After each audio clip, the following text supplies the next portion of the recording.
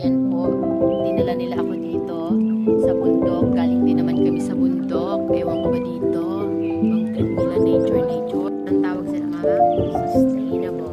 Dito po kami ngayon ay Nasidogin. At saka pang my day po ito ni mother. Tapos yung bodyguard ni mama, dalawa na dito.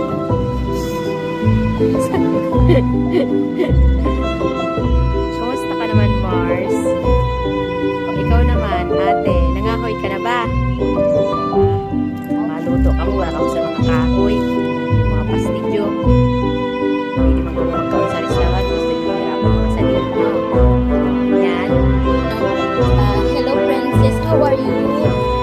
May ebidensya na po ang kanyang kawawa naman po ang princess namin. Nandito po kami sa bundok, nagluluto-luto kasi yan ang trip niya sa life.